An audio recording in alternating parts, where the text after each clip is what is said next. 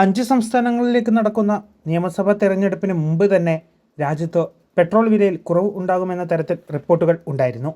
എന്നാൽ അന്താരാഷ്ട്ര തലത്തിലെ പ്രതിസന്ധികൾ കാരണം ക്രൂഡ് ഓയിൽ വില ഉയർന്നു നിന്ന സാഹചര്യത്തിൽ വില കുറയ്ക്കാൻ സാധിച്ചില്ല. എന്നാൽ ന്യൂ ഇയർ സമ്മാനമായി ഉടൻ തന്നെ രാജ്യത്ത് പെട്രോൾ ഡീസൽ വില വലിയ തോതിൽ കുറയാൻ പോകുന്നുവെന്ന റിപ്പോർട്ടുകളാണ് ഇപ്പോൾ പുറത്തു വരുന്നത്. പെട്രോളിൻ്റെയും ഡീസലിൻ്റെയും ചില്ലറ വിൽപ്പന വിലയിൽ ലിറ്ററിന് 10 രൂപ വരെ കുറവുണ്ടായേക്കുമെന്നാണ് സി ന്യൂസ് റിപ്പോർട്ട് ചെയ്യുന്നത്. ഇത് സംബന്ധിച്ച ചർച്ചകൾ കേന്ദ്രമന്ത്രിസഭാ തലത്തിൽ നടന്നുകൊണ്ടിരിക്കുകയാണെന്നും റിപ്പോർട്ട് അവകാശപ്പെടുന്നു. ഇക്കാര്യത്തിൽ പ്രധാനമന്ത്രിയുടെ അനുമതിക്കായി കാത്തിരിക്കുകയാണെന്നും പെട്രോളിനും ഡീസലിനും ലിറ്ററിന് 8 രൂപ മുതൽ 10 രൂപ വരെ വെട്ടിക്കുറയ്ക്കാനുള്ള നിർദ്ദേശം പെട്രോളിയം മന്ത്രാലയം തയ്യാറാക്കിയതായും വൃത്തങ്ങൾ അറിയിച്ചു.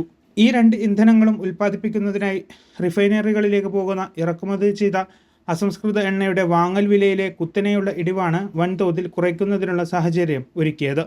ഇസ്രായേൽ ഗാസ സംഘർഷ സമയത്ത് ക്രൂഡ് ഓയിൽ വില ബാരലിന് $95 മുകളിലേക്ക് ഉയർന്നിരുന്നു. എന്നാൽ നിലവിൽ $79 വില. ചെങ്കടലിൽ രൂപപ്പെട്ട പ്രതിസന്ധിയാണ് ഇടയ്ക്ക് ക്രൂഡ് വില വീണ്ടും വർദ്ധിപ്പിച്ചത്. 2023-24 സാമ്പത്തിക വർഷത്തിൽ അസംസ്കൃത എണ്ണയുടെ വില ബാരലിന് ശരാശരി $77.14 ആയിരുന്നു. ഇസ്രായേൽ ഹമാസ് സംഘർഷ സമയത്ത് സെപ്റ്റംബറിൽ $93.54 ഒക്ടോബറിൽ $90.08 ഒരു കുതിച്ചുചാട്ടത്തിന് സാക്ഷ്യം വഹിച്ചു.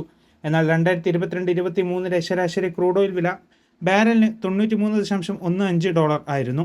2022 ഏപ്രിൽ 6 മുതൽ 2 ഇന്ധനങ്ങളുടെയും എക്സ് റിഫൈനറി വിലയിൽ മാറ്റമില്ലാതെ തുടരുകയാണ്.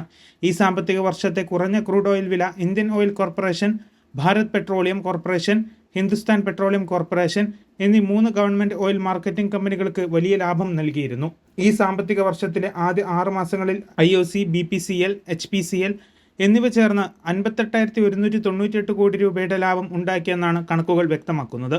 2022-23 സാമ്പത്തിക വർഷത്തിലുണ്ടായ നഷ്ടം നികത്താനായി 2023-24 കേന്ദ്ര ബജറ്റിൽ സർക്കാർ നടത്തുന്ന 3 എണ്ണ വിപണന കമ്പനികൾക്ക് ഇക്വിറ്റി ഇൻഫ്യൂഷനായി 30,000 കോടി രൂപയുടെ പിന്തുണ പ്രഖ്യാപിച്ചിരുന്നു.